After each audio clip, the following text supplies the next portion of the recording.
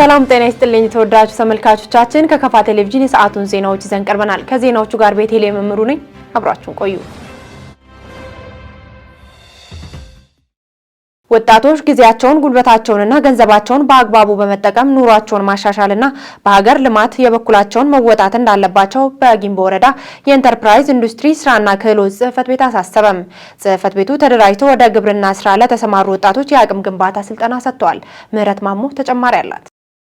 ጽህፈት ቤቱ ስራ አጥ ወጣቶችን ወደ ስራ ማስገባት ብቻ ሳይሆን በስልጠና መደገፍ እንደሚያስፈልግም ተናግሯል። የስራ ዕድሉ ተጠቃሚዎች በበኩላቸው ከአሁን በፊት ስራ ያልነበራቸውና አሁን ከቀበሌ ጀምሮ እስከ ወረዳ ያሉ ባለድርሻ አካላት መሬት ከመስጠት ጀምሮ በስልጠናም እየደገፉ እንደሆነ ተናግረው ለዚህም ድጋፍ ላደረጉ አካላት ምስጋናቸውንም አቅርበዋል።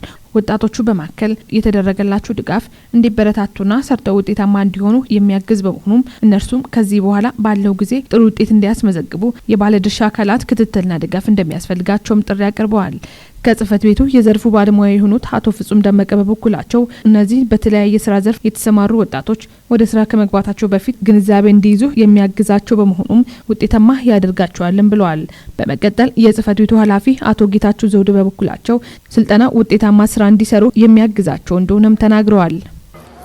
እነዚህ ዛሬ ስልጠና እየወሰዱ ያሉ ማህበራትን በተመለከተ በተለያየ ቀበሌ የተደራጁ በታችኛ መዋቅር በቀበሌ መዋቅር ተገምግሞ ፋይሉ ወደ ላይ ተልኮ እኛ እንደ መስሪያ ቤታችን ማኔጅመንት ፋይላቸውን ገምግመን ለወረዳ ስራ ዕድል ፈጠራ ምክር ቤት ቀርቦ ተገምግሞ ወደ ስራ እንዲገቡ ተብሎ የተወሰኑ ማህበራት ናቸው ማለት ነው።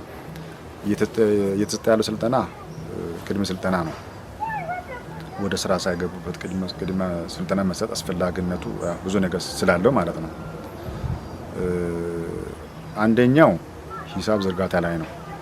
እንዴት ወጪ ገቢ መያዝ እንዳለባቸው በኢንተርፕረነርሺፕ ላይ ነው። ስራ ፈጠራነት ላይ ስራ ፈጠራ የሚለው ላይ እዛ በውስጡ ጠንክሮ መስራት ሁኔታ ጋር የጊዜ አጠቃቀም ጋር የሚያዙ ነገሮች አሉና ጠቅለል ባለ ሁኔታ ምንድነው እንዴት ማህበሩን መምራት እንዳለባቸው እንዴት ውጤታማ መሆን እንዳለባቸው መንግስት ያመቻቸው እንዴት መጠቀም እንዳለ ለምሳሌ መሬት መንግስት እያመቻቸ ነው። እነዚህ አሁን የተደራጁ ማህበራት ቁጤ ላይ አሉ ቴፕ ቁጤ ላይ አሉ አሁን ቴፕ ቁጤ የገቡ አሉ። በአቃይ መጡ ማህበራቶች ወደ 69 ወጣቶች ናቸው ስልጠና እየወሰዱ ያሉት በተለያየ ቀበሌ ማለት ነው።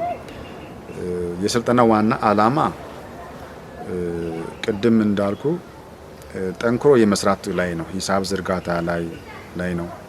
ሌላ ደግሞ እንደው መጀመሪያ ጉዳዩን አውቆ እንዲገቡ ነው። መሬት እንደሚመለስ ብድር እንደሚመለስ ብዙን ጊዜ ብድር ከተሰጠ በኋላ ብድር ለመመለስ ያሉ ትግሎች አሉ። ውጤታማ ያለመን ጉዳይ አለ። መሬት ከወሰዱ በኋላ ለሌላ አካል ሶስተኛ አካል አሳልፎ እንዳይሰጡም ነው። እዛ ቋሚ ተክል መተከል ስለማይችል ቡናም አይተከልም። ምክንያቱም ምንድነው በ3 አመት ውስጥ ተጠቅሞ ለሌላ ወጣቱ ነው ያን ቦታ የሚያስረክቡ ማለት ነው። ይለቃል፣ ያን ቦታ ይለቃሉ። እንደ ቋሚ አድርጎ እንዳያስቡ ውል ይገባል። አሁን ዛሬ ስልጠና ወስደዋል። ቀጣይ ከግብርና ተቋም ጋር ተነጋግረን ባለሙያ ወርዶ መሬት ውል ተገብቶ ነው የሚሰጠው ማለት ነው። አንድ መሬቱን ሊጠቀም የሚችሉበት አካሄድ ላይ የራሱን ዝርዝር ሀሳቦች አሉ። ማህበራት የሚበተን ከሆነ ያን መሬት አይጠቀሙ ማለት ነው። እንዳይበተኑ ቋሚ ተክል እንዳይተክሉ እስከሚመለስ መሬቱን በአግባቡ በአንድ አመት መጠቀም ያለባቸውን ምርት ዘርቶ መጠቀም እንዲችሉ የሚል ነገር ስለሆነ ያ ቅድመ ስልጠና ሳንሰጥ ወደ ስራ የምናስገባቸው ከሆነ ውጤታማም አይሆኑም። ሁለት ዝም ብሎ ማደራጀት ብቻውና እንደ ተቋም ውጤታማ የመሆን ጉዳይ ትንሽ ሊያስቸግር ስለሚችል በዚህ ልክ ብንሄድ ጥሩ ነው የሚለው ነገር እንደ ተቋም አስበን ነውና ከተለያዩ ቀበሌዎች አሁን ስልጠና ይወስዱ ያሉት። የትምህርት ጥራትን ለማረጋገጥ እየተደረገ ያለውን ጥረት ውጤታማ ከማድረጉ አኳያ የድርሻውን የተወጣ መሆኑን የከፋ ዞን መምህራን ማህበር ገለጸም። ማህበሩ በቅርቡ ባካሄደው 30ኛ ዙር 8ኛ መደበኛ ጉባኤ ባስቀመጠው አቅጣጫ መሰረት ጠንካራ አፈጻጸም ለማስመዝገብ የሚሰራ መሆኑን የማህበሩ ሰብሳቢ አቶ ተመስገን ወንድሙ ተናግረዋል። ዘገባው የባልደረባችን ሀብታሙ ወልደስላሴ ነው። ተከታትለን እንመለስ። የተመዘገቡ ያሉ ውጤቶችን በይበልጥ ውጤት በሚያመጣ መንገድ የተሳኩ ስራዎችን ለቅሞ በጋራ መስራት ይገባል ሲሉም ከአንጋፋዎቹ መምህር ፍቅሬ ገብሬ ተናግረዋል። በትምህርቱ ዘርፍ በኩል ትኩረት ተሰጥቶ ካልተሰራ የሚፈለገው እድገት ሊመጣ አይችልም። በትምህርቱ ዘርፍ ላይ ደግሞ የመንግስት ብቻ ኃላፊነት የማህበር ብቻ ኃላፊነት የምንለው ነገር አይደለም። ዜጋ እንዲማር ሀገር እንዲያደግ ከተፈለገ ሁሉም ለትምህርት ትኩረት መስጠት አለበት። የምዘና ስርዓትን ሳይንሳዊ በማድረግና የቁጥጥር ስርዓት ላይ ይበልጥ በመስራት የትምህርት ስብራትን መጠገን እንደሚቻልም መምህር ፍቅሬ ተናግረዋል። ይህ ስብራት የትም ቦታ በዓለም በተለያዩ ሀገሮች ገጥመዋል። ሊመለሱ የቻሉት ግን በትምህርቱ ላይ ትኩረት ሰጥተው በስርዓተ ትምህርታቸው ላይ ሰርተው በስነ ምግባሩ ላይ ሰርተው በጅተው ግብአት አቅርበው በእንደዚህ አይነት ሁኔታ አሟልተው የተደረገው። ስለዚህ ይሄንን በዚህ አይነት መልክኛም ከሄድን ማናሟላና ወደዚህ በኩል ማንሄድበትና ደረጃ በደረጃ ማንለወጥበት ምንም ምክንያት የለም። ማህበሩ በቅርብ ባካሄደው 30ኛ ዙር 8ኛ መደበኛ ጉባኤ ባስቀመጠው አቅጣጫ መሰረት ጠንካራ አፈጻጸም ለማስመዝገብ የሚሰራ መሆኑንም የማህበሩ ሰብሳቢ አቶ ተመስገን ወንድሙ ተናግረዋል። የተሰጠን ትልቅ አደራ ነው። ምክንያቱም ከኛ በስተጀርባ በርካታ መምህራን አሉ። እነዛ መምህራን ደግሞ ሰርቶ ውጤታማ እንዲሆኑ እኛ ለነሱ ሮል ሞዴል መሆን አለብን። ስራቸውን መከታተል፣ አንዳንድ ነገሮችን ማሳየት እና ለሚያቀርቡት የመልካም አስተዳደር ችግር ደግሞ ከሚመለከተው አካል ጋር የተነጋገርን ችግሮቻቸው ተፈቶ መምህራን በንጹህ አእምሮ ስራቸውን እንዲሰሩ መምህራን ማህበር የወረዳ ሚሆን የከተማ አስተዳደር ሚናውን እንዲወጣ በዚህ አጋጣሚ ጥሪ ለማስተላለፍ ወዳለሁ። የመምህራን ማህበር ሰብሳቢ መምህር ተመስገን ወንድሙ የምዘና ስርዓትን ሳይንሳዊ በማድረግና የቁጥጥር ስርዓት ላይ ይበልጥ በመስራት ፈተናን በእውቀት እንጂ በኩረጃ ለማለፍ የሚደረገውን ስንፍናን ማምከን ያስፈልጋል ሲሉ ተናግረዋል። የኛ ተማሪ ኩረጃን እንደ ባህል አድርጎ ኮርጆ አልፎ ወደ ዩኒቨርሲቲ እየገባ መምጣቱን የሚያሳይ ዩኒቨርሲቲ ገብቶ ሲፈተን ተማሪ 3.2 እና 3.2% እና 3.3% አካባቢ ነው ዩኒቨርሲቲ የሚያስገባውን ውጤት ያመጣው። ይሄ ማለት ጋፑ እንዴት ይሞላል፣ ስብራቱን እንዴት አድርጎ መጠገን ይቻላል ተብሎ የተለያዩ ፕላትፎርሞች የተመቻቹ ነው ያሉት። ለምሳሌ የመምህራንን አቅም ለማጎልበት የክረምት ስራ ስልጠና ተጀምሯል። ሌሎች ነገሮችም የብቃት ማረጋገጫ ፈተናዎችም እየተሰጡ ነው። በዞኑ የመማር ማስተማር ሂደት የወደፊት አቅጣጫና የአባላት መብትና ጥቅማ ጥቅም ዙሪያ ምክሩ ውሳኔ ላይ መደረሱን ያነሱት አቶ ተመስገን በትምህርት ላይ ትኩረት ሰጥተው መስራት ያስፈልጋል ብለዋል። ማህበርም መምህርም ሊኖር ትምህርት መኖር አለበት። ትምህርት ማይኖር ከሆነ ማህበርም አይኖርም፣ ትምህርት ጽህፈት ቤትም፣ ትምህርት መምሪያም፣ ትምህርት ቢሮም፣ ትምህርት ሚኒስቴርም አይኖርም፣ ማህበርም አይኖርም። ስለዚህ የሀገራችን ትምህርት ያው ለ20 ምናምን አመት ችግር ያለበት ሆኖ በቅርብ ወዲህ ከ2014 ጀምሮ ችግሩ ስብራቱ የቱ ጋር ነው ያለው የሚለውን ለመለየት መንግስት በርካታ ስራዎችን እየሰራ መጥቷል። ኤሪያዎችን ለይቷል። በጉባኤው በየደረጃው ያሉ የትምህርትና ሌሎች አመራር አካላት፣ የመምህራን ማህበር ተወካዮች እንዲሁም ጥሪ የተደረገላቸው እንግዶች ይገኛሉ። በቢጣ ወረዳ በዘላቂ መሬት አያያዝ ፕሮግራም ኤስኤልኤምፒ በጀት ድጋፍ ህብረተሰቡን በማስተባበር 7 ኪሎ ሜትር መንገድ የመክፈት ስራ እየተከናወነ መሆኑ ተገለጸም። መንገዱ ለማህበረሰቡ ዘርፈ ብዙ ጥቅም የሚያስገኝ ስለመሆኑም ተጠቁሟል። ከወረዳው መንግስት ኮሚኒኬሽን ጉዳዮች ጽህፈት ቤት የተገኘውን ዘገባ ብሩክታይት ብርሃኑ ታቀርበዋለች።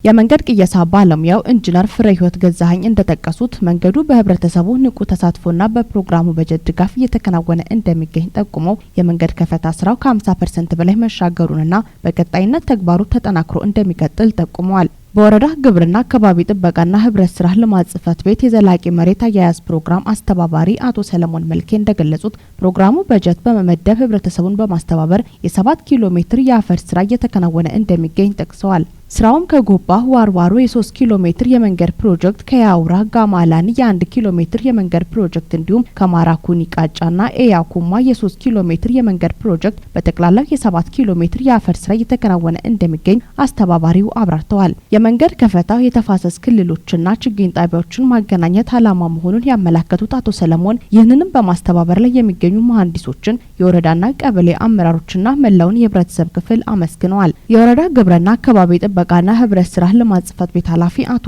አብዱ ኡስማን እንደጠቀሱት የዘላቂ መሬት አያያዝ ፕሮግራም ኤስኤልኤምፒ በጀት ድጋፍ በወረዳው የተለያዩ ቀበሌዎች እየተከናወነ የሚገኘው የመንገድ ከፈታ የተፋሰስ ክልሎችና ችግኝ ጣቢያዎችን ከማገናኘት ባለፈ ለአካባቢ ኢኮኖሚ መነቃቃት የሚያበረክቱ አስተዋጽኦ ከፍተኛ ነው ብሏል። በዚህ የመንገድ ከፈታ ስራ ወጣቶችን አክሎ ህብረተሰቡ እያበረከተ ያለው አስተዋጽኦ የማይተካ ሚና እንዳለው የጠቆሙት አቶ አብዱ ፕሮግራሙ ከተፋሰስ ልማቶች ባሻገር በመንገድ ልማት እያበረከተ ላለው አስተዋጽኦ ምስጋና አቅርበዋል።